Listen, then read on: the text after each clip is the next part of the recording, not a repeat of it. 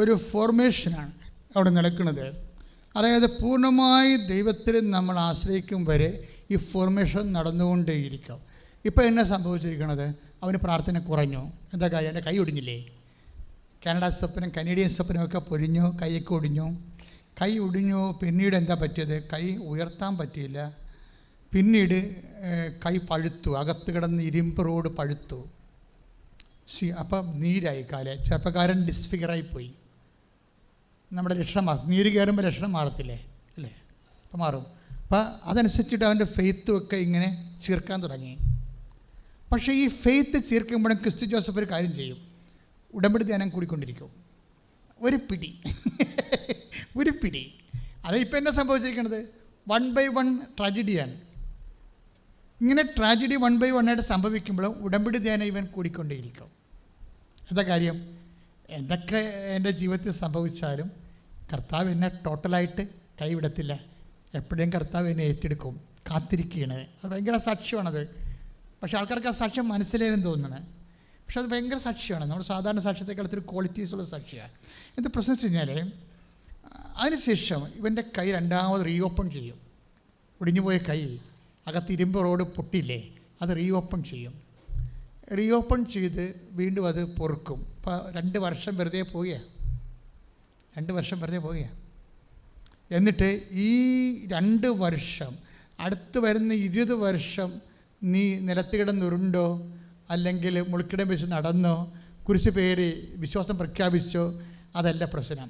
ഈ ദൈവത്തെ നേരെ പിടുത്തം കിട്ടാത്ത ഈ 2 വർഷം നീ എന്ത് ചെയ്തു എന്ന പ്രശ്നം. അതാണ് നിൻ്റെ വിശ്വാസ പ്രഖ്യാപനം എന്ന് പറയുന്നത്. ഇതൊരു 50 മാർക്കിൻ്റെ ക്വസ്റ്റ്യനാണ്. നാളെ ഈ ക്രിസ്തു ജോസഫ് ആരോഗ്യവാനായി വേണമെങ്കിൽ ഒത്തിരിയേറെ നല്ല പ്രവൃത്തികളൊക്കെ ചെയ്യും, ഒത്തിരിയേറെ സുവിശേഷ സാക്ഷി ജോലിയൊക്കെ ചെയ്യും. പക്ഷെ അതിന് മാർക്ക് കുറവായിരിക്കും ആരോഗ്യത്തിൽ ചെയ്യുമ്പോൾ. അനാരോഗ്യത്തിൽ ചെയ്യുമ്പോൾ 2 മാർക്കാണ് ആരോഗ്യത്തിൽ ചെയ്യണതിന് ഒരു ചോദ്യത്തിനുള്ളതെങ്കിൽ അനാരോഗ്യകാലത്ത് അതിന് 20 മാർക്കായിട്ടത് കൂടും. അതാണ് എൻ്റെ വിഷയം. ഇതൊരു ടെക്നിക്കലായിട്ടുള്ള മാത്തമാറ്റിക്കലായിട്ടുള്ള അപ്രോച്ചാണ്. നിനക്കിത്തിരി വിഷമവും കണ്ണീരും.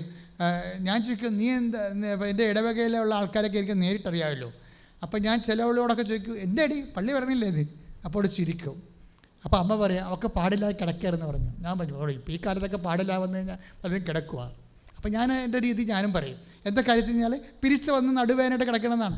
പക്ഷേ ഞാൻ പറയുന്നത് നിരങ്ങിയാണെങ്കിൽ ആ സമയത്ത് പള്ളിയിൽ പോകണം. എന്താ കാര്യം എന്നറിയാവുക? അതൊരു ഇൻവെസ്റ്റ്മെൻറ്റ്. ആ ക്വസ്റ്റ്യൻ ഒരു 20 മാർക്കിൻ്റെ ക്വസ്റ്റ്യനാണത്. നാളെ നീ ഓക്കെ ആവും, നീ നല്ല ആരോഗ്യവാനാകും. പക്ഷെ അതിന് നീ അപ്പം ദേവാലയത്തിൽ പോകുമ്പോൾ 2 മാർക്കാണ് കിട്ടുന്നത്. കാര്യം യു ആർ ഹെൽത്തി. നിനക്ക് ഇൻവെസ്റ്റ്മെൻറ്റ് ഇല്ലല്ലോ.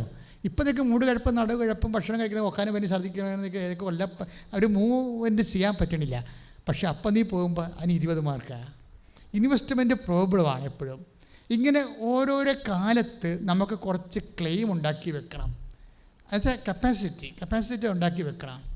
അങ്ങനെ ഉണ്ടാക്കി വെച്ച് കഴിഞ്ഞാൽ ഉള്ള ഗുണമെന്ന് വെച്ച് കഴിഞ്ഞാൽ നമുക്ക് വളരെ മോശം കാലം വരുമ്പോൾ ഈ കപ്പാസിറ്റിയിൽ നമുക്ക് ദൈവത്തിന് മുമ്പിൽ ഒരു പിടിപാടുണ്ടാകും. അപ്പോൾ നമുക്ക് ഒരു വൈബ്രേഷൻ ഉണ്ടാകത്തില്ല.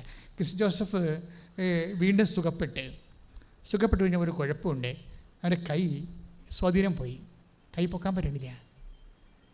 അവ പറഞ്ഞു, ഈശോ, ഞാൻ എൻ്റെ കഷ്ടപ്പാടിൻ്റെ കാലത്തെല്ലാം എനിക്ക് അത്യം വിശ്വാസം പ്രഖ്യാപിക്കാൻ പറ്റിയില്ലെങ്കിലും ഞാൻ ഉടമ്പടി ധ്യാനമൊക്കെ കൂടി ഞാൻ വിശ്വാസം കളഞ്ഞില്ലല്ലോ ഈശോ. അപ്പം എനിക്ക് ജോലി എനിക്ക് കിട്ടണ്ടേ, നീ എന്നെ സഹായിക്കണ്ടേ. എൻ്റെ കൈ ഇങ്ങനെ തളർന്നു പോയ കാര്യത്തിൽ ഞാൻ ബസ്സിൽ യാത്ര ചെയ്യുമ്പോൾ ബസ്സേക്കാർ പിടിക്കണ സമയത്ത് കൈ ഇങ്ങനെ തൂങ്ങിക്കിടക്കും.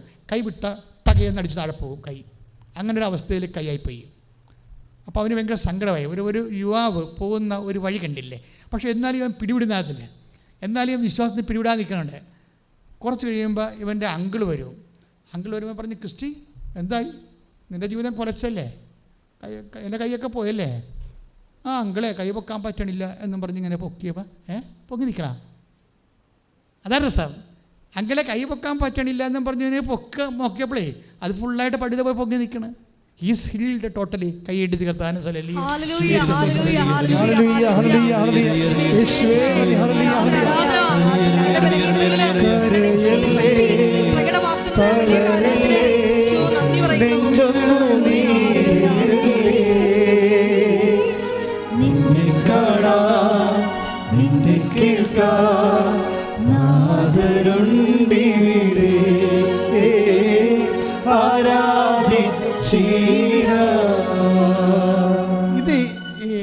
രണ്ടാമത് ഓപ്പറേറ്റ് ചെയ്തിട്ടോ അവൻ്റെ കൈയുടെ സ്വാധീനം പോയല്ലോ. അതെന്താ സംഭവിച്ചാൽ എന്നിട്ട് കർത്താവ് മനഃപൂർവ്വം ഇവന് സ്വാധീനം വെച്ച് കൊടുത്തതാണ്, ഇവൻ നിനച്ചറിയാത്ത സമയത്ത്. ഇതാണ് മെറിറ്റല്ല, ഗ്രേസാണിത്. Not by merit. വൈദ്യശാസ്ത്രപരമായിട്ട് മെറിറ്റില്ല. കൈക്ക് രണ്ടാം റോഡിട്ടപ്പോൾ സ്വാധീനം പോയി. പക്ഷെ പിന്നെ എന്താ വർക്ക് ചെയ്തിരിക്കണത്? ഇവൻ എന്നിട്ടും വിശ്വാസത്തിന് പിടിവിടാതെ നിൽക്കുകയാണ്. ഒരു പക്ഷേ ഈ കാലത്ത് ഏറ്റവും നല്ല ചെറുപ്പക്കാരുടെ സാക്ഷ്യങ്ങളൊന്നാണത്. കാര്യം എന്താണ്? വേദനയുടെ കാലത്തും പിടിവിടാതെ, വിശ്വാസത്തിൽ പിടിവിടാതെ നിൽക്കുന്നത്. ഇത് പക്ഷേ എനിക്ക് ഭയങ്കരമായിട്ട് ഇഷ്ടപ്പെട്ടു. കാര്യം വെച്ച് കഴിഞ്ഞാൽ ദൈവം നമ്മൾ അവിശ്വസ്തരായാൽ പോലും ദൈവം വിശ്വസ്തനായിരിക്കും. അതുകൊണ്ട് നിൻ്റെ ഉടമ്പടിയിൽ എപ്പോഴായാലും നിൻ്റെ കാര്യങ്ങൾക്ക് തീരുമാനം ഉണ്ടായിരിക്കും. പക്ഷേ അച്ഛൻ്റെ അഭിപ്രായം നിങ്ങളായിട്ട് പിടിവിടരുത്. ഇത്തിരി മോശമൊക്കെ സംഭവിച്ചാലും കാര്യം ദൈവം മെറിറ്റിൽ നിന്ന് മാറ്റണതാണെന്ന്. മെറിറ്റിൽ നിന്ന് മാറ്റിയിട്ട് ദൈവത്തിൻ്റെത് മാത്രമാക്കി ഗ്രേസിലേക്ക് വരികയാണ്. അതെന്താ അങ്ങനെ പറയണമെന്നറിയാവോ? ഒരു രസകരമായ സംഭവം ബൈബിളിലുണ്ട്. അതായത് നമ്മുടെ യോഹന്നാൻ്റെ സുവിശേഷമാണ് 21-ാം അധ്യായം 7 തൊട്ട് വായിച്ചവനെ. യോഹന്നാൻ 21:7. യേശു സ്നേഹിച്ചിരുന്ന ആ ശിഷ്യൻ പത്രോസിനോട് പറഞ്ഞു, അത് കർത്താവാണ്. അത് കർത്താവാണെന്ന് കേട്ടപ്പോൾ ശിമയോൻ പത്രോസ് താൻ നഗ്നനായിരുന്നതുകൊണ്ട് പുറങ്കുപ്പായം എടുത്തു ധരിച്ചുകൊണ്ട് കടലിലേക്ക് ചാടി. എന്നാൽ മറ്റു ശിഷ്യന്മാർ മീൻ നിറഞ്ഞ വലയം വലിച്ചുകൊണ്ട് വള്ളത്തിൽ തന്നെ വന്നു. മീൻ നിറഞ്ഞ വലയും വലിച്ചുകൊണ്ട് വള്ളത്തിൽ തന്നെ വന്നു. അടുത്തത്, അവർ കരയിൽ നിന്ന് ഏകദേശം 200 മുഴത്തിലധികം അകലെയല്ലായിരുന്നു. കരക്കിറങ്ങിയപ്പോൾ തീ കൂട്ടിയിരിക്കുന്നതും അതിൽ മീൻ വച്ചിരിക്കുന്നതും അപ്പവും അവർ കണ്ടു. 21:9. കരക്കിറങ്ങിയപ്പോൾ ഇവരെ കണ്ട കാഴ്ച എന്താണ്? മീൻ കനല് കൂട്ടിയിരിക്കുന്നതും അതുമേലൊരു എന്താ വെച്ചാലോ മീൻ വെച്ചിരിക്കുന്നതും അപ്പവും അവർ കണ്ടു. ക്ലിയർ അല്ലേ? ഇപ്പോൾ ഈശോ ഒരു വാക്ക് പറയാം അവരോട്. എന്താ പറയണത്? യേശു പറഞ്ഞു, നിങ്ങൾ ഇപ്പോൾ പിടിച്ച മത്സ്യത്തിൽ കുറെ കൊണ്ടുവരുവിൻ. നിങ്ങൾ എന്ന് പറഞ്ഞ നിങ്ങൾ ഇപ്പോൾ പിടിച്ച മത്സ്യത്തിൽ കുറെ കൊണ്ടുവരുവിൻ. ഇവിടെ 2 തരം മത്സ്യങ്ങളുണ്ട് ഇല്ലേ? ഒന്ന് ഇവർ പിടിക്കാത്ത മത്സ്യമാണ്, ഒന്ന് അവരിപ്പോൾ പിടിച്ച മത്സ്യം. മനസ്സിലായില്ലേ? ഇതെപ്പോഴും നമ്മൾ ഈ സൂത്രപ്പണി എപ്പോഴും നമ്മൾ ബുദ്ധിപൂർവ്വം സമീപിക്കേണ്ടതാണ്. അതായത് ഇവർ ആദ്യത്തെ ഇവിടെ സിറ്റുവേഷൻ എന്താണ്? വെളുപ്പാൻ കാലത്ത് കർത്താവ് വന്ന് നിൽക്കും. എന്തായാലും അപ്പോൾ കർത്താവാണെന്ന് മനസ്സിലാക്കണ മുമ്പ് കർത്താവ് പറയും, കുഞ്ഞുങ്ങളെ മീൻ വല്ലതും ഉണ്ടോ എന്ന് ചോദിക്കും, വല്ല രക്ഷയുണ്ടോ, ജോലി കിട്ടിയോ എന്ന് ചോദിക്കും, കല്യാണം കഴിഞ്ഞോ, കുഞ്ഞുങ്ങളായോ. അതാണ് ചോദ്യം. ദൈവം നിന്നോട് ചോദിക്കേണ്ട ചോദ്യമാണത്. ഒരു ചോദ്യം, നിനക്ക് വീട് വെച്ചോ? നിങ്ങളെല്ലാം ചിലർ എന്നോട് പറയും, ഇതെന്താ ഉടമ്പടി എപ്പോഴും മനുഷ്യൻ്റെ ഈ വീട് കൂടും കല്യാണമൊക്കെ IELTS OIT ഒക്കെ പറഞ്ഞുകൊണ്ടിരിക്കുകയാണ് എന്ന് പറയും. പക്ഷേ എന്താ അത്? ദൈവത്തിൻ്റെ ഒരു ചോദ്യമാണത്. എന്താണ്? ആ വെളുപ്പാങ്കാലത്തെ കർത്താവ് മരിച്ച് ഉയർത്തെഴുന്നേറ്റൻ്റെ ആ വെളുപ്പാങ്കാലത്ത് അരൻ്റെ വെളിച്ചത്തിൽ വന്ന് ദൈവം ചോദിക്കണ ചോദ്യം, നിങ്ങൾ കാറ്റക്കിസം പഠിച്ചോന്നല്ലല്ലോ ചോദിക്കണത്, സൺഡേ സ്കൂളിൽ പോയെന്നാണോ ചോദിക്കണത്? അല്ല. അതായത് നിങ്ങൾ ശ്രദ്ധിക്കാൻ ചോദിക്കേണ്ട വ്യത്യാസമുണ്ട്. എന്താ ചോദിക്കണത്? കുഞ്ഞുങ്ങളെ മീൻ വല്ലതും ഉണ്ടോ എന്നാ ചോദിക്കണത്. ആ ചോദ്യം ആരാണ് ചോദിക്കണത്?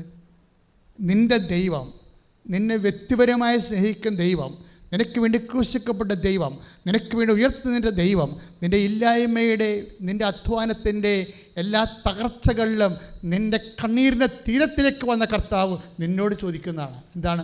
കുഞ്ഞുങ്ങളെ മീൻ വല്ലതും ഉണ്ടോ? മകളെ ജോലി കിട്ടിയോ? മകളെ കല്യാണം നടന്നോ? മകനെ നിൻ്റെ രോഗം മാറിയോ? മകനെ വീട് വെച്ചോ? നിങ്ങളുടെ സ്ഥലം വാങ്ങിച്ചോ? അതെല്ലാം കർത്താവ് ചോദിക്കേണ്ട ചോദ്യമാണ്. നിൻ്റെ ജീവിത അവസ്ഥകളെക്കുറിച്ച് നീ തുഴഞ്ഞ് തീരത്തെത്തിയില്ലെങ്കിൽ, നീ ഒന്നും നേടിയില്ലെങ്കിൽ നിന്നെ സഹായിക്കാൻ വേണ്ടിയാണ് നിൻ്റെ കണ്ണീരിൻ്റെ തീരത്തിലേക്ക് ദൈവം വരണത്. ഈ ദൈവത്തെയാണ് ഉടമ്പടിയിലൂടെ പരിശുദ്ധാത്മാവ് ഈ കാലഘട്ടത്തിൽ നമുക്ക് വെളിപ്പെടുത്തി തരണത്. നിനക്ക് 45 വയസ്സായാലും കല്യാണം കഴിച്ചില്ലെങ്കിൽ കർത്താവ് നിന്നോട് ചോദിക്കും, മോളെ കല്യാണം കഴിച്ചില്ലല്ലേ എന്ന് ചോദിക്കുക. ഇല്ല കർത്താവ് എന്ന് ചോദിക്കണം, പറയണം. അപ്പോൾ നിനക്ക് കഴിക്കണമെന്ന് ആഗ്രഹമുണ്ട്, എനിക്കൊരു ജീവിതം വേണമെന്ന് പറഞ്ഞാൽ യു വിൽ ഗെറ്റ് ലൈഫ്. നിൻ്റെ ജീവിത പങ്കാളിയെക്കുറിച്ച് നിനക്ക് ആശങ്ക വേണ്ട. കാര്യം എന്താണ്? അത് കർത്താവിൻ്റെ കരുതലായിട്ട് നിൻ്റെ ജീവിതത്തിലെ ദാനമായിട്ട് ദൈവം കാത്തു വെച്ചിരിക്കുന്ന നിധിയാണ്. കൈയിടിച്ച് കർത്താവ്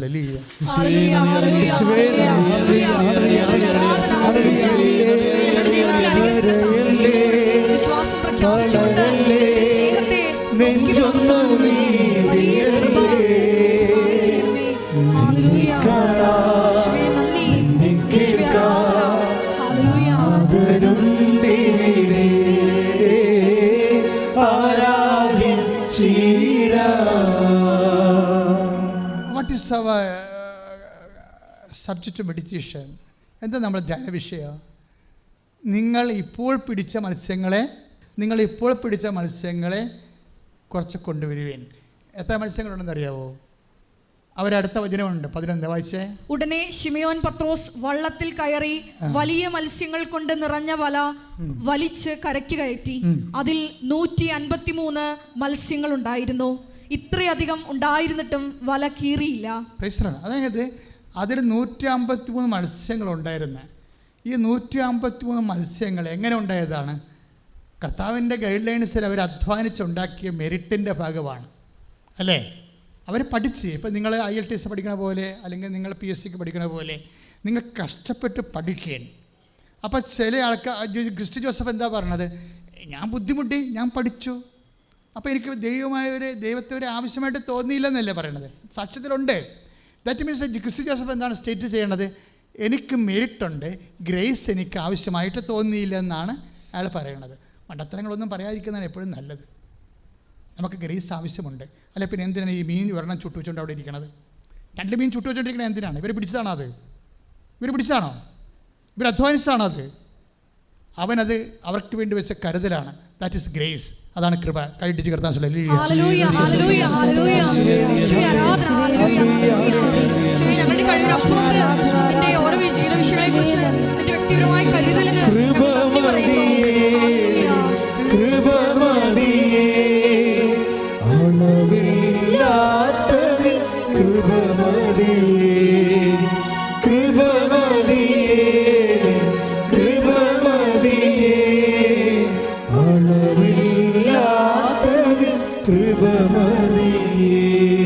എന്നെ ശ്രമിക്കുന്ന ദൈവ പൈതലേ, നീ കണ്ണീരോടെ ഒരു കാര്യം തിരിച്ചറിയണം.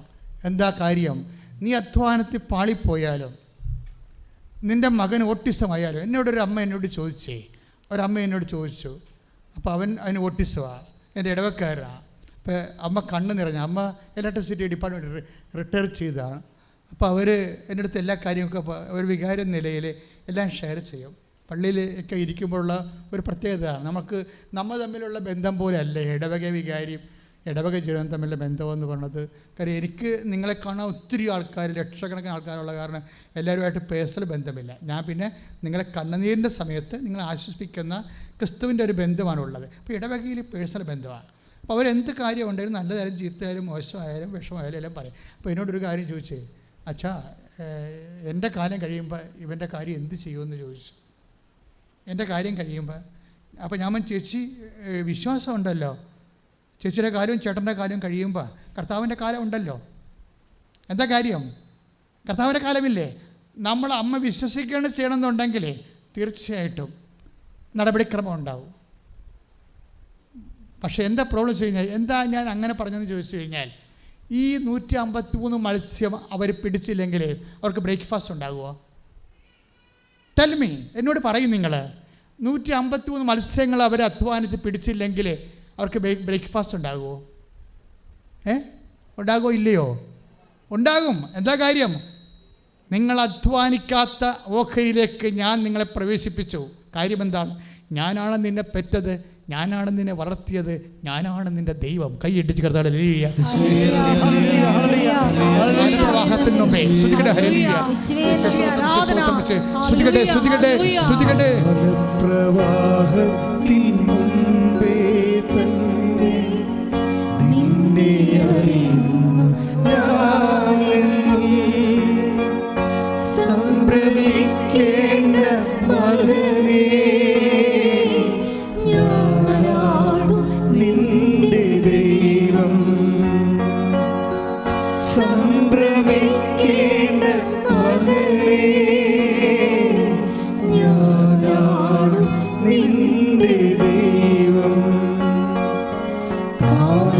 പ്രവാഹത്തിൻ മുൻപേ തന്നെ നിന്നെ അറിയുന്നു ഞാനെന്നും. സംഭ്രമിക്കേണ്ട മകനേ, ഞാനാണു നിന്റെ ദൈവം. കർത്താവിൻ്റെ വചനം നീ തിരിച്ചറിയണമെന്ന് ആഗ്രഹിക്കുന്ന ഒരു സത്യമുണ്ട്. അതെന്താ സത്യം? നിനക്ക് വലയില്ലെങ്കിലും വള്ളമില്ലെങ്കിലും മീൻ നിറഞ്ഞ് നിൻ്റെ കടൽ വറ്റിപ്പോയാലും ഇതൊന്നുമില്ലാതെ നിൻ്റെ ബ്രേക്ക്ഫാസ്റ്റുമായി ചുട്ട് വേവിച്ച് കാത്തിരിക്കുന്ന ഒരു ദൈവമുണ്ട്. That is our grace. ആ ഗ്രേസ് നമ്മൾ അധ്വാനിച്ച് നേടിയതല്ല, അതവൻ്റെ സ്വയം ദാനമാണ്. കൈയിടിച്ച് കർത്താവ് ഹല്ലേലൂയ. കൃപ അധ്വാനിച്ച് നേടിയതല്ല. സ്തുതിക്കട്ടെ ഹല്ലേലൂയ. മകനേ, ഞാനാണു നിന്റെ ദൈവം. പരിശുദ്ധ പരമദിവ്യകാരുണ്യത്തിന് നേരവും ആരാധനയും സ്തുതിയും പുകഴ്ചയും ഉണ്ടായിരിക്കട്ടെ. അതായത് എപ്പോഴും നമ്മൾ ശ്രദ്ധിക്കേണ്ടത് നമ്മുടെ മെരിറ്റ്, യോഗ്യത ഏതെങ്കിലും സമയത്ത് നിൻ്റെ കയ്യിൽ നിന്ന് യോഗ്യത പോയെന്ന് വിചാരിച്ചോ? അപ്പം നിനക്ക് വയസ്സായി, നിൻ്റെ മുടിയൊക്കെ നരച്ചു, ഇനിയിപ്പോൾ ഏത് ചെറുക്കൻ എന്നെ വന്ന് കാണാനാണ്? മെരിറ്റ് പോയെന്നേ ഉള്ളൂ. എൻ്റെ മുടി നരച്ച കൊണ്ട് ചെറുക്കന്മാർ വന്ന് കാണത്തില്ലെന്ന് നീ പറയരുത്, കെട്ടത്തില്ലെന്നും പറയരുത്. നിൻ്റെ പീരീഡ്സ് എല്ലാം കഴിഞ്ഞതാണ്, ഡോക്ടർ പറഞ്ഞിട്ടുണ്ട് ഇനി കൊച്ചുണ്ടാകത്തില്ലെന്ന്. മെരിറ്റ് പോയതേ ഉള്ളൂ, മെരിറ്റ് പോയതേ ഉള്ളൂ. കടലില്ലെങ്കിലും വള്ളവും വരെയും സ്വന്തമായിട്ടില്ലെങ്കിലും കർത്താവ് നിന്നെ തീറ്റിപ്പോറ്റാൻ വിചാരിച്ചാൽ അത് നടന്നിരിക്കും. കൈയിടിച്ച് കർത്താവ്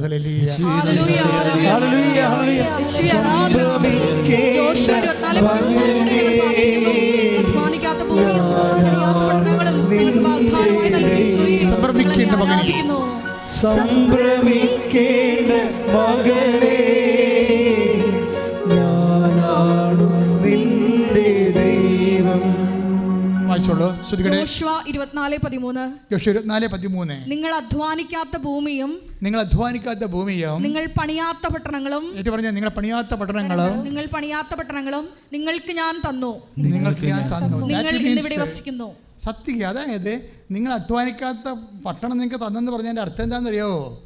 അല്ല നിങ്ങളിങ്ങനെ കൈയും പെട്ടിരിക്കുന്നു, കർത്താവ് നൂലെ കെട്ടി വീടും സ്ഥലം ഇറക്കുമെന്നല്ല. You will be engaged. നിങ്ങൾക്ക് അതിൻ്റെ കൃപ തന്നിരിക്കുമെന്ന് കൈയടിച്ച് കർത്താവിനെ ശ്രദ്ധിക്കട്ടെ.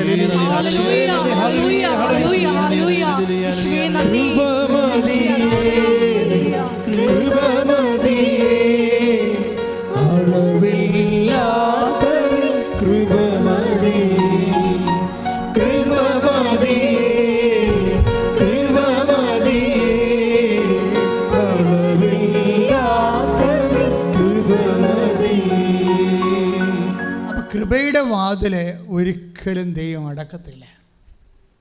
അതാണ് ബൈബിൾ പറയുന്നത്. ഞാൻ തുറന്ന വാതിൽ അടക്കത്തില്ലെന്ന്.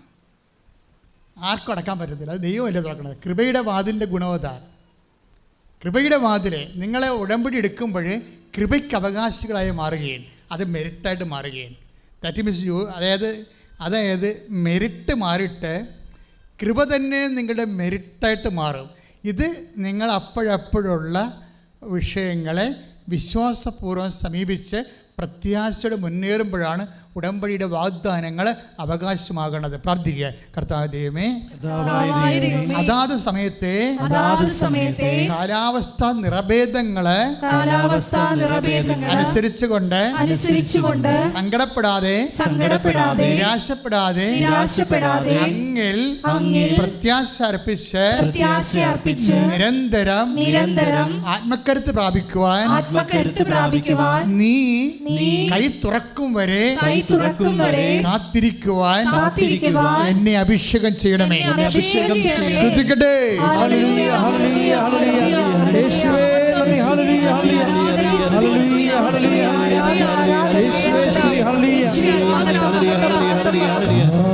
പ്രവാഹത്തിൻ മുൻപേ തന്നെ നിന്നെ അറിയുന്നു ഞാനെന്നും.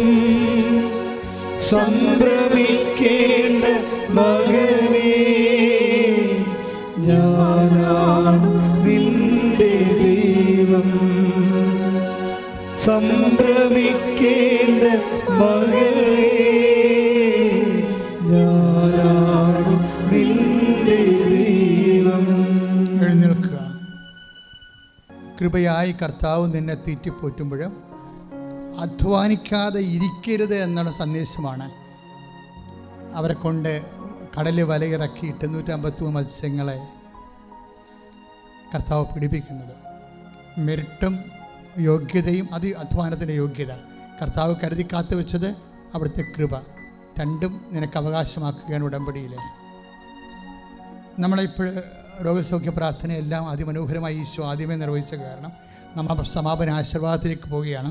നമ്മുടെ എല്ലാ ഉടമ്പടി നിയോഗങ്ങൾ, ഉടമ്പടിയിൽ സമർപ്പിച്ചിരിക്കുന്ന വിഷയങ്ങൾ, ഇപ്പോൾ നമ്മുടെ മനസ്സിൽ വിഷമിപ്പിക്കുന്ന ഭാരങ്ങൾ എല്ലാം ദിവ്യകാരുണ്യനാഥൻ്റെ അൾത്താരയിൽ ഇറക്കി വെച്ചുകൊണ്ട് നമുക്ക് ശിരസ് നമിച്ച് ഞങ്ങളുടെ എല്ലാ ജീവിത വിഷയങ്ങളിലും പരിശുദ്ധ അമ്മ അതിവേഗം ഇടപെട്ടുകൊണ്ട് ഈശോയെ അമ്മയുടെ പ്രതിഷ്ഠീകരണത്തിൻ്റെ സാക്ഷികളായി ഞങ്ങളെ ഉയർത്തണമേ എന്ന് പ്രാർത്ഥിച്ചുകൊണ്ട് ശിരസ് നമിച്ച് നമുക്ക് ദിവ്യകാരുണ്യനാഥൻ്റെ ആശീർവാദം സ്വീകരിക്കാം.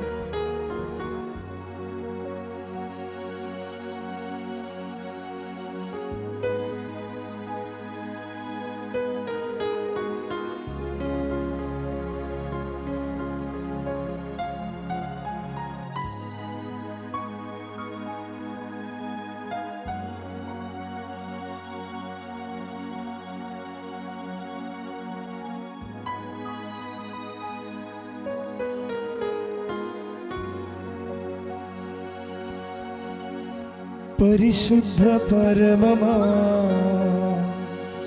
ദിവ്യകാരുണ്യമേ,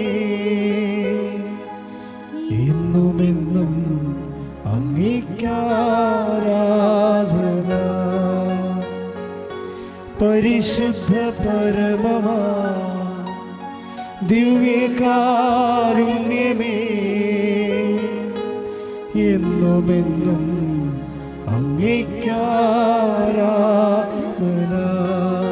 കണക്കിന് മക്കൾ വസിക്കുന്ന ഈ പുണ്യഭൂമിയിൽ ഒരുപാട് മക്കൾ ഉടമ്പടി എടുത്തിട്ടുള്ള ഈ പുണ്യഭൂമിയിൽ അമ്മയുടെ പ്രത്യക്ഷീണത്തിൻ്റെ സാക്ഷിയായി അപ്പാവ് എന്നെ ഉയർത്തിയതിൽ അവിടുന്ന് നൽകിയ അനുഗ്രഹങ്ങളെ സാക്ഷ്യപ്പെടുത്താനാണ് ഞാൻ ഇന്ന് ഈ അൾത്താരയിൽ നിൽക്കുന്നത്. എൻ്റെ പേര് രാഹുൽ, ഞാൻ കൊല്ലത്തുനിന്ന് വരുന്നു.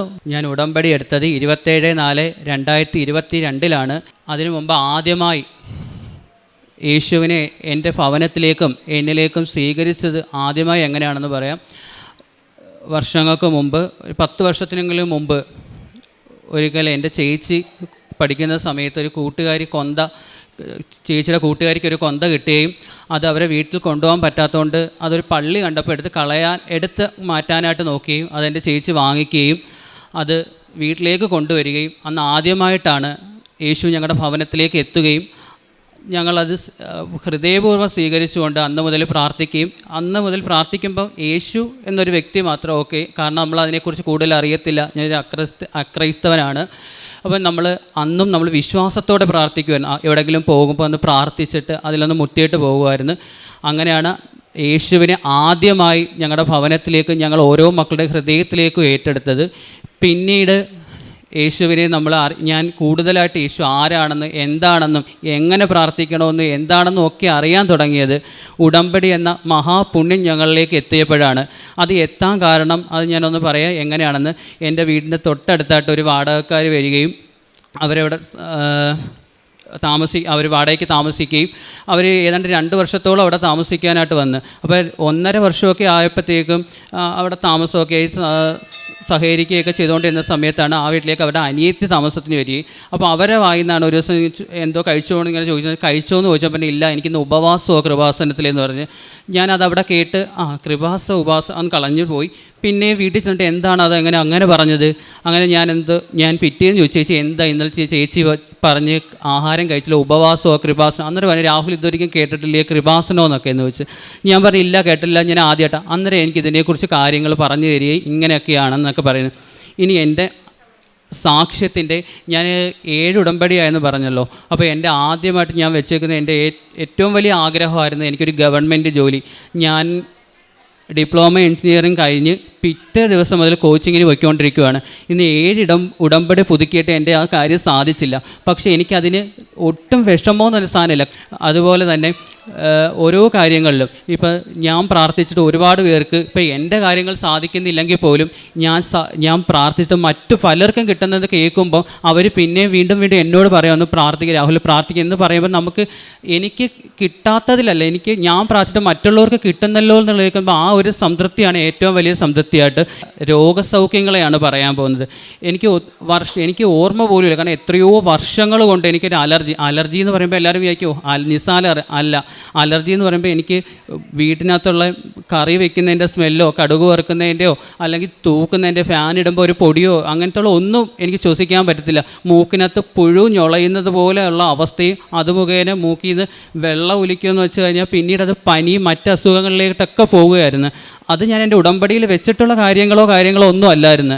പക്ഷേ എൻ്റെ ആദ്യത്തെ ഉടമ്പടി എടുത്ത് 1ാമത്തെ ഉടമ്പടി പുതുക്കി പിന്നീട് വീട്ടുകാർ പറഞ്ഞപ്പോഴാണ് എനിക്ക് ഇപ്പോൾ അതില്ലല്ലോ. കാരണം എൻ്റെ വീട്ടിൽ ഡസൻ കണക്കിന് അമർദാനിൻ്റെ ടിന്ന ഒരു മാസത്തിൽ. കാരണം ഞാൻ ഇത് വരുന്ന സമയത്ത് എനിക്ക് ഒരു ഭ്രാന്തനെ പോലെ ഞാൻ മൂക്കിനകത്തൊക്കെ അമർദാഞ്ചിനും ഇതൊക്കെ വാരിയിടും. കാരണം എനിക്ക് അത്രയ്ക്ക് സഹിക്കാൻ പറ്റാത്ത അവസ്ഥയായിരുന്നു. പിന്നീട് അത് 1ാമത്തെ ഉടമ്പടിയൊക്കെ പുതുക്കിയതിന് ശേഷം എങ്ങനെ മാറി എപ്പം മാറി എന്നൊന്നും എനിക്കറിയത്തില്ല. 2ാമതായിട്ട് വരുന്നത് എൻ്റെ രോഗസൗഖ്യമാണ് ആദ്യം പറഞ്ഞത്. 2ാമതായിട്ട് പറയുന്നത് എനിക്ക് വർഷങ്ങൾക്ക് മുമ്പ് അപ്പൻഡിക്സ് എന്ന് പറയുന്ന ഒരു അസുഖം വന്നായിരുന്നു.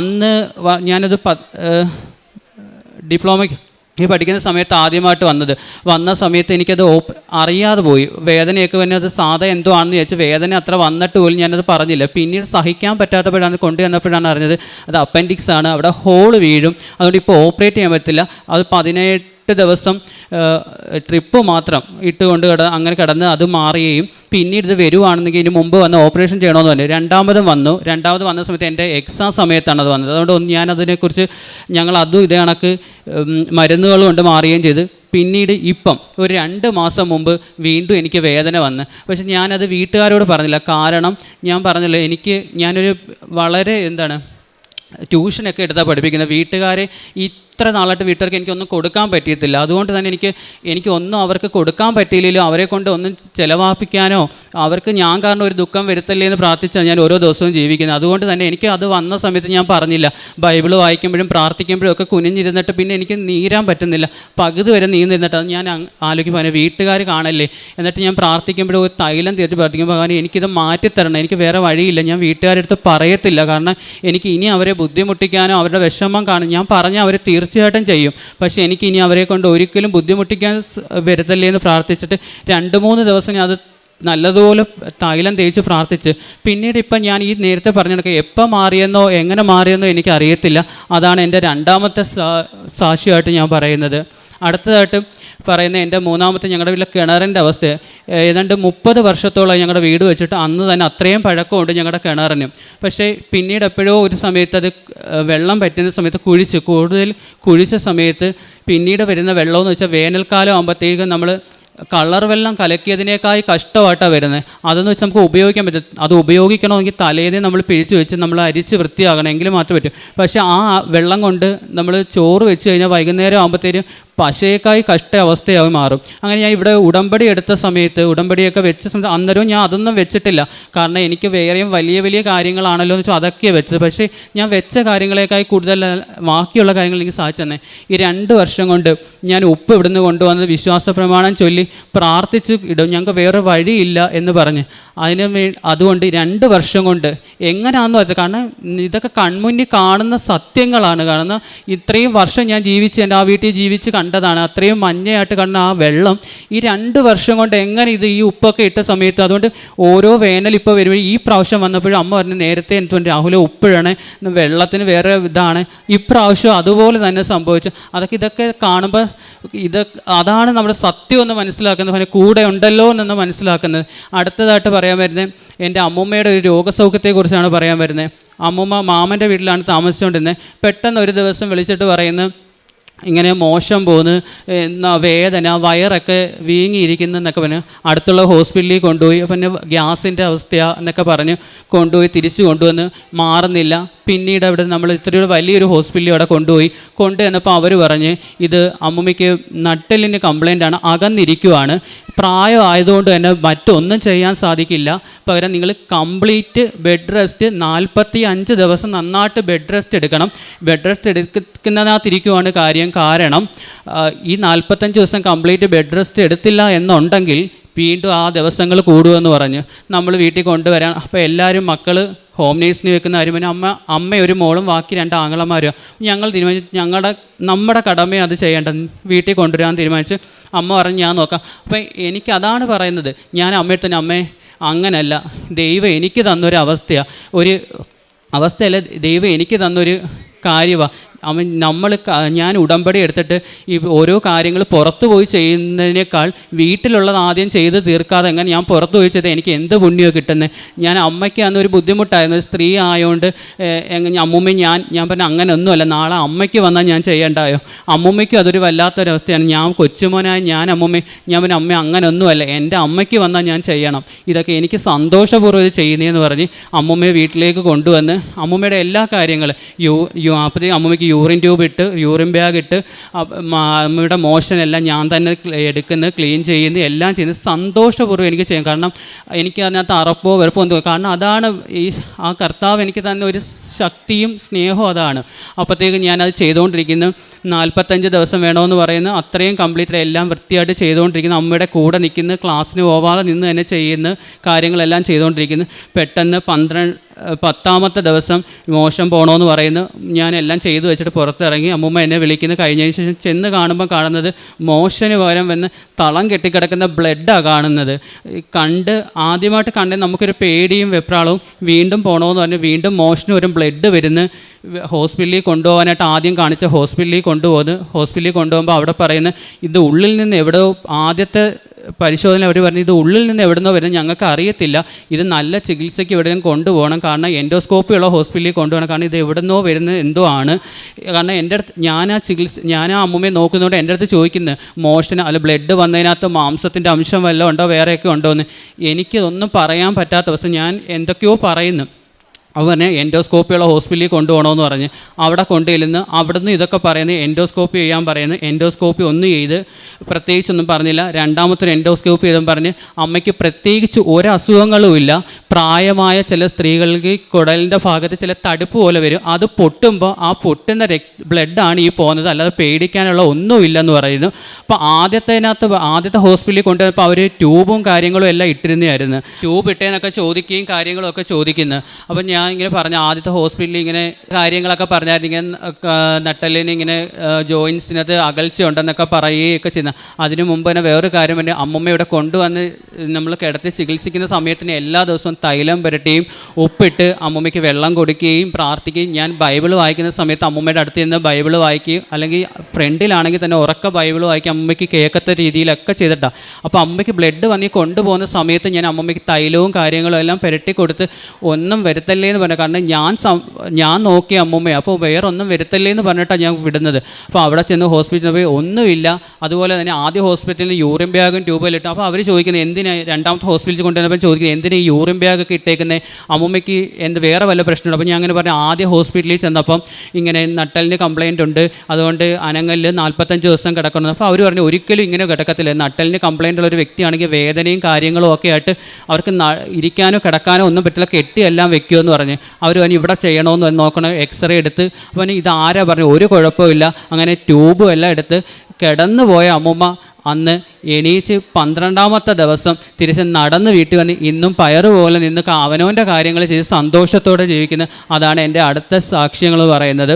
പിന്നെ അടുത്തതായിട്ട് പറയുന്നത് എൻ്റെ വീടിനടുത്ത് ഞാൻ ഇവിടുന്ന് കൊണ്ടുവന്ന ഇതിന് മുമ്പ് തന്നെ ഞാൻ പള്ളിയിൽ പോവുകയും കാര്യങ്ങളൊക്കെ ചെയ്യും. എൻ്റെ വീടിനടുത്ത് സെൻറ്റ് ജൂഡൻ എന്നൊരു പള്ളിയുണ്ട്. അപ്പോൾ അവിടെ ഇതിന് മുമ്പ് ഞാൻ പോവുകയും പ്രാർത്ഥിക്കുകയും കാര്യങ്ങളൊക്കെ ചെയ്യുകയൊക്കെ ചെയ്യുമായിരുന്നു. അങ്ങനെ ഒരു ദിവസം ഇവിടെ വന്ന് ഉടമ്പടിയൊക്കെ എടുത്തതിന് ശേഷം ഞാൻ എൻ്റെ ചേച്ചിയുടെ മോൻ അവിടുത്തെ സ്കൂളിലാണ് പഠിക്കുന്നത്. അപ്പോൾ അവനെയും കൊണ്ട് പരീക്ഷയ്ക്ക് 6 ദിവസം അവന് പരീക്ഷ ഉണ്ടായിരുന്നു.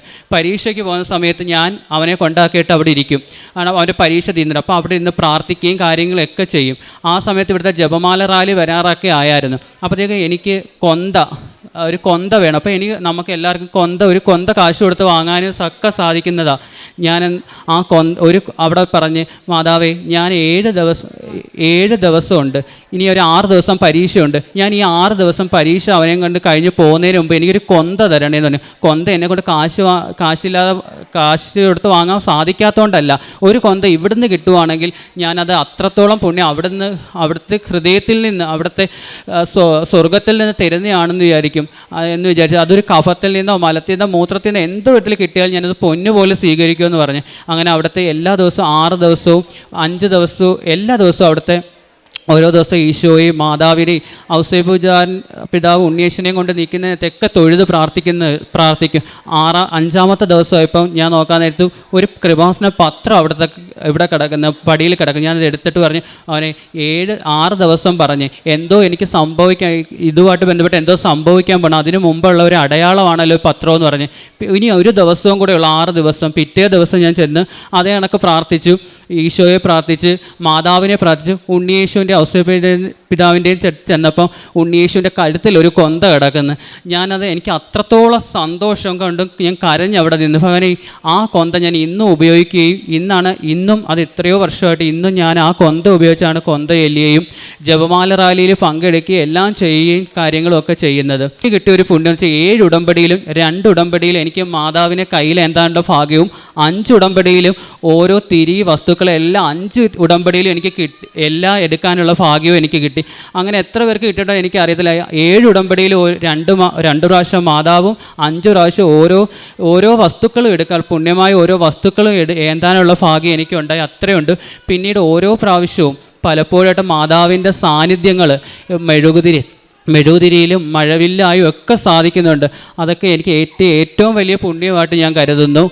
പിന്നെ അതുപോലെ തന്നെ എൻ്റെ പ്രേക്ഷിത പ്രവർത്തനങ്ങളും കാര്യങ്ങളും എന്നൊക്കെ പറഞ്ഞ് ഞാൻ ഇവിടുന്ന് പത്രം വാങ്ങിച്ചുകൊണ്ട് പോകുന്നത്. ആദ്യമൊക്കെ എൻ്റെ ഉടമ്പടിയിൽ ഞാൻ പത്രം വാങ്ങിച്ചുകൊണ്ട് പോകുമ്പോൾ പള്ളിയിൽ കൊണ്ടുവയ്ക്കത്തുള്ളൂ, കള്ളം പറയേണ്ട ആവശ്യമില്ല. 2 പ്രാവശ്യം ഞാൻ പള്ളിയിൽ കൊണ്ടുവച്ചിട്ടുള്ളൂ. 3-ാമത്തെ പ്രാവശ്യം ഞാനെടുത്ത് ഇങ്ങനെയൊന്നും അല്ലല്ലോ ഇത് ചെയ്യണം, ഞാൻ പിന്നെ എന്തിനിതൊക്കെ എടുക്കുന്നത്, ഞാൻ എന്തിനാ ഉടമ്പടി എടുക്കുന്നത്, ഇങ്ങനെ ചെയ്തല്ലല്ലോ ചെയ്യേണ്ടത്. 3-ാമത്തെ പ്രാവശ്യം മുതൽ ഞാൻ ഇവിടുന്ന് ഓരോ പത്രങ്ങൾ കൊണ്ടുപോയി, പത്രങ്ങൾ തൈലം തേച്ച് വിശ്വാസ പ്രമാണം ചൊല്ലി ഓരോ വീടുകൾ തോളും കയറി ഇറങ്ങി കൊണ്ടു കൊടുക്കാൻ തുടങ്ങി. ആരും അങ്ങനെ എൻ്റെ അടുത്ത് എല്ലാവരും പറഞ്ഞിട്ട് ചിലർ വേണ്ടാന്നൊക്കെ, പക്ഷേ എൻ്റെ കൂടെ ആരും പറഞ്ഞിട്ടില്ല, വേണ്ടാന്ന് പറഞ്ഞിട്ടില്ല. പലരും എന്നെ വിളിച്ചെത്തി വാങ്ങിച്ചിട്ട് വെള്ളം വേണമെന്നൊക്കെയാണ് ചോദിക്കുന്നത്. എനിക്ക് അത്ര സന്തോഷം. പിന്നീട് ഓരോ പ്രാവശ്യം വരും തോറും പത്രങ്ങളുടെ എണ്ണം ഞാൻ കൂട്ടാൻ തുടങ്ങി, കാശ് രൂപം കൊണ്ടുപോകാൻ തുടങ്ങി, ഓരോരുത്തരുടെയും കരങ്ങളിലേക്ക് അത് എത്തിക്കാൻ തുടങ്ങി.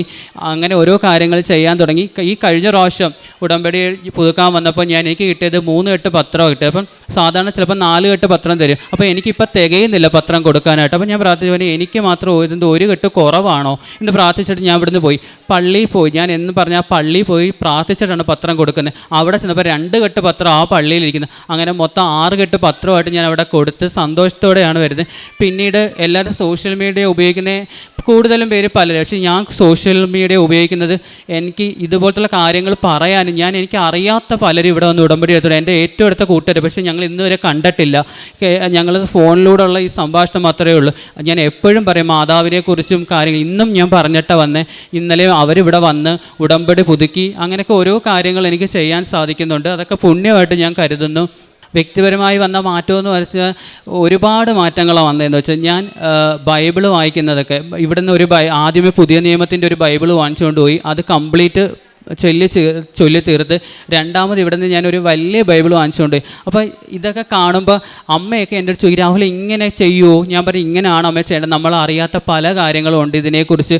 ഞാൻ അതുപോലെ തന്നെ രാവിലെ അച്ഛൻ്റെ ഡെയിലി ബെഡ് കഴിഞ്ഞാൽ ഞാൻ എൻ്റെ പിന്നീടുള്ള ഒരു ദിവസം ഒരു 10-25 സാക്ഷ്യങ്ങൾ കാണും. ആ സാക്ഷ്യങ്ങൾ പലപ്പോഴും തന്നിട്ടുള്ള ഒരു ഊർജ്ജങ്ങളുണ്ട്. ഡൗൺ ആയി പോയ സമയത്ത് ഒരു ഗീതാകുമാരിയുടെ സാക്ഷ്യമൊക്കെ, ഒരു അമേരിക്കയിൽ പോയ നിസ്സാരമായ അവർ അവിടുന്ന് മാതാവ് കൊടുത്ത ഓരോ അനുഭവങ്ങൾ അവർക്ക് ലഭിച്ച അതൊക്കെ എനിക്ക് നൽകിയ എനിക്ക് 6-ാമത്തെ ഉടമ്പടിയിലൊക്കെ അതൊക്കെ നൽകിയ ഒരു അനുഭവം എന്ന് പറഞ്ഞാൽ വളരെ വലുതാണ്.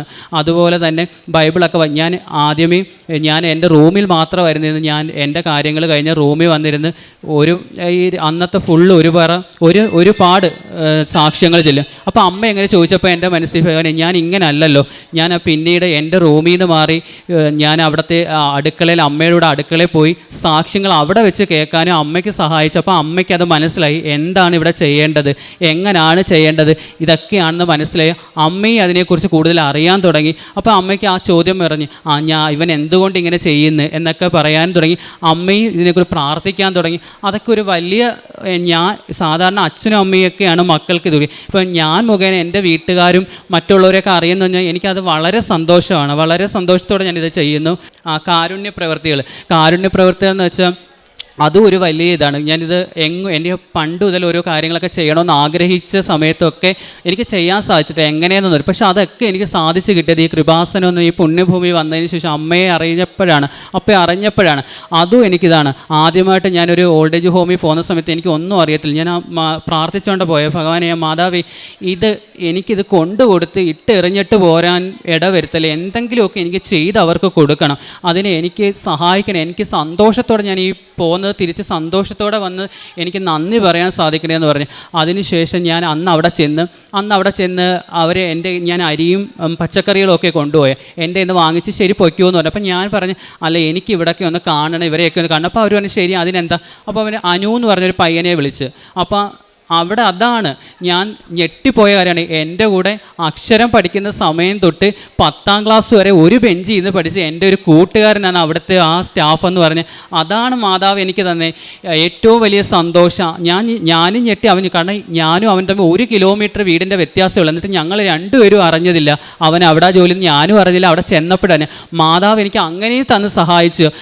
അതിനുശേഷം എനിക്ക് അവിടുത്തെ വേണ്ടുന്ന കാര്യങ്ങൾ എന്തൊക്കെയാണ് കുറവ് അതെനിക്ക് വാങ്ങിച്ചു കൊടുക്കാനും, അതുമല്ല അവിടെ നിന്നുകൊണ്ട് മറ്റ് അനാഥാലയങ്ങൾ എവിടെയൊക്കെയുണ്ട് അല്ലെങ്കിൽ മറ്റ് സ്ഥാപനങ്ങൾ എവിടെയൊക്കെയുണ്ടെന്ന് എനിക്ക് തിരക്കാനും അവിടെ എല്ലാം പോകാനും സാധിച്ചു. അപ്പോൾ അവിടെ ചെല്ലുമ്പോൾ അവർ ചോദിക്കും, രാഹുൽ ഇത് തന്നെയാണോ ജോലി? അപ്പോൾ ഞാൻ പറയും, ഇതെനിക്കൊരു ജോലിയല്ല, ഇത് എൻ്റെ ജീവൻ്റെ ഒരു ഭാഗം, ഒരു അവയവമായിട്ടാണ് ഞാൻ കാണുന്നത്. അത്ര സന്തോഷത്തോടെ ഞാൻ ചെയ്യുന്നതെന്ന് പറയും. അതുപോലെ തന്നെ എനിക്ക് എൻ്റെ അച്ഛനൊരു കടയാണ്, പലചരക്കട, വലിയ കടയൊന്നുമല്ല, കൊച്ചു കടയാണ്. പക്ഷേ ഞാൻ എന്നും എനിക്ക് എൻ്റെ കടയിൽ വരുന്നത്, എൻ്റെ അച്ഛൻ്റെ കടയിൽ വരുന്നത്, ഞാൻ ചെല്ലുമ്പം ഞാൻ ആരെങ്കിലും ഒരു സാധനം വാങ്ങാം, ഒരു അരി വാങ്ങാൻ വന്ന ഒരു പിടി അരി ഞാൻ അതിനകത്ത് ഇട്ട് കൊടുക്കാം. അത് ഉള്ളിയായാലും മുളകായാലും എന്തായാലും ഞാൻ ഒരെണ്ണം കൂടി ഇട്ട് കൊടുക്കാം. എന്നിട്ട് പറയും, കർത്താവേ, എനിക്ക് ഇന്ന് ചെയ്യാൻ പറ്റിയ ഒരു ഇത് മാത്രമാണ്, ഇത് സന്തോഷത്തോടെ അവരെ ഏറ്റെടുക്കണമേ എന്ന് പ്രാർത്ഥിക്കും.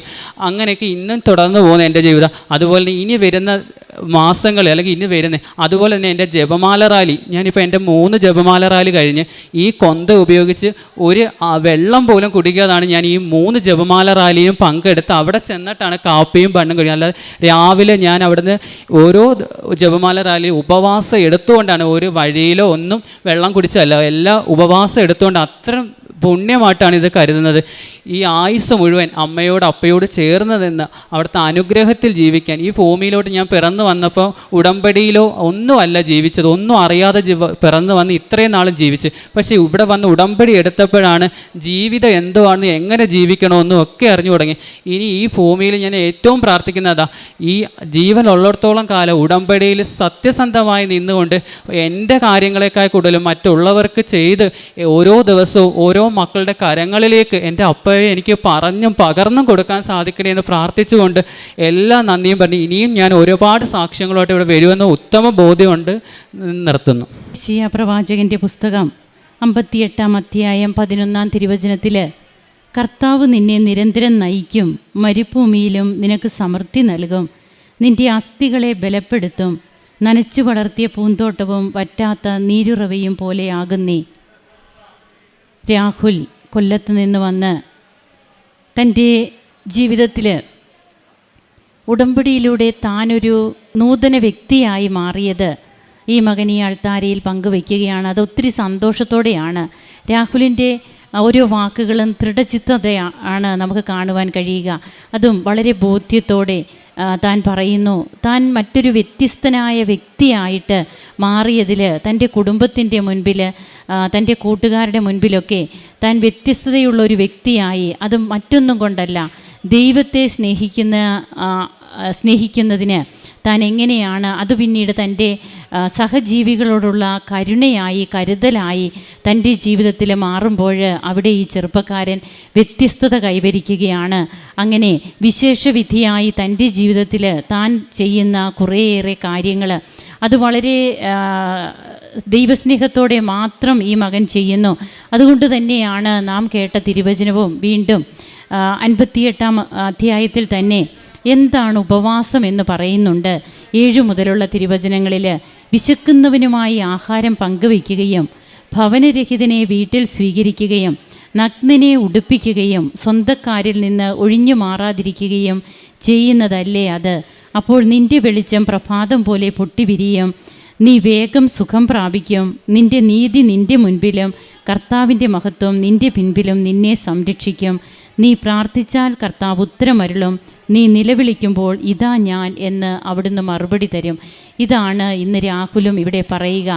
തൻ്റെ ജീവിതം ഉടമ്പടിയിലൂടെ എങ്ങനെയാണ് പുതിയ ഒരു പന്ഥാവിലേക്ക് തിരിയുന്നത്. തനിക്ക് കിട്ടിയ തൻ്റെ ഏറ്റവും വലിയ ആഗ്രഹം ഒരു ഗവൺമെൻറ് ജോലി, ഇതൊന്നും കിട്ടിയിട്ടില്ല. അപ്പോൾ തന്നെ ഈ ചെറുപ്പക്കാരൻ, അതും അക്രൈസ്തവനായ ഒരു മകൻ, ഈശോയെ അറിഞ്ഞതിന് ശേഷം തൻ്റെ ഉടമ്പടി നിയോഗങ്ങളൊന്നും നടന്നില്ല. എന്നാൽ തനിക്ക് വേണ്ടതൊക്കെ ഈശോ നൽകുന്നുണ്ട്, പരിശുദ്ധ അമ്മയുടെ മാധ്യസ്ഥതയിലൂടെ എനിക്ക് കിട്ടുന്നുണ്ട്. അതുകൊണ്ട് തന്നെയാണ് താൻ ഇവിടെ വന്ന് സാക്ഷ്യം പറയുന്നത്. തൻ്റെ അലർജിയും അതുപോലെ തനിക്ക് ഉണ്ടായ അസുഖം, അതിൽ നിന്നുള്ള സൗഖ്യവും, തൻ്റെ അമ്മൂമ്മയ്ക്ക് കിട്ടിയ രോഗസൗഖ്യം, അമ്മൂമ്മയെ പരിചരിക്കാൻ പറ്റിയത്, തങ്ങളുടെ കിണറ്റിൽ 2 വർഷമായിട്ട് വെള്ളം എങ്ങനെയായിരുന്നു, ഇപ്പോൾ അതെങ്ങനെ എത്ര ശുദ്ധജലമായിട്ട് അത് മാറി, താൻ മൂലം മറ്റുള്ളവർക്ക് എങ്ങനെയാണ് താൻ പ്രാർത്ഥിച്ചിട്ട് കൃപകൾ ലഭിക്കുന്നത്, അവർ തന്നെ വിളിച്ച് പറയുന്നു, രാഹുൽ നീ പ്രാർത്ഥിച്ചത് കൊണ്ടാണ്. അപ്പോൾ ഇതൊക്കെ കേൾക്കുമ്പോൾ ഈ മകൻ പുതിയ നിയമം മൊത്തം വായിച്ചു. പിന്നീട് സമ്പൂർണ്ണ ബൈബിൾ കൊണ്ടുപോയി അത് വായിക്കുന്നു. തൻ്റെ ഉടമ്പടി പ്രകാരമുള്ള ജീവിതം ഏറ്റവും വിശ്വസ്തമായിട്ട് ചെയ്യുന്നു. അങ്ങനെ എന്താണ് ഉപവാസം എന്നിവിടെ പറയുന്നത് പോലെ തന്നെ തൻ്റെ ജീവിതത്തിൽ താൻ ആഗ്രഹിച്ച കാര്യങ്ങൾ നടക്കണമെന്നല്ല, എന്നെക്കുറിച്ചൊരു പദ്ധതി ദൈവത്തിനുണ്ട്, അത് എൻ്റെ നാശത്തിനല്ല ക്ഷേമത്തിനുള്ള പദ്ധതിയാണെന്ന് പറഞ്ഞുകൊണ്ട് തന്നെയാണ് രാഹുൽ ഇവിടെ ഈ സാക്ഷ്യം പങ്കുവയ്ക്കുക. അങ്ങനെ തനിക്ക് ഇന്ന് ചെയ്യാൻ പറ്റുന്ന കാരുണ്യ പ്രവർത്തനങ്ങൾ, പ്രേക്ഷിത പ്രവർത്തനം, അതൊക്കെ താൻ ചെയ്യുന്നത് എത്രമാത്രം ഇഷ്ടത്തോടെയാണ്, ആരും നിർബന്ധിച്ചിട്ടല്ല, ആരെയും ബോധ്യപ്പെടുത്താനുമല്ല. എന്നാൽ താൻ സ്നേഹിക്കുന്ന കർത്താവ്, തന്നെ സ്നേഹിക്കുന്ന കർത്താവ് ഈ ഈശോയെ ഏറ്റവും അധികം ഇഷ്ടത്തോടെ ഇന്ന് തൻ്റെ ജീവിതത്തിൽ പ്രണയിച്ച് ആ പ്രണയം ഇന്ന് ഉടമ്പടിയിലൂടെ ജീവിക്കുന്ന ചെറുപ്പക്കാർ ഒത്തിരി പേരുണ്ട്. ഇവിടെ ഇന്ന് രാഹുലും അതിന് സാക്ഷ്യം പറയുകയാണ്. നമുക്ക് കരങ്ങളടിച്ച് ദൈവത്തെ മഹത്വപ്പെടുത്താം.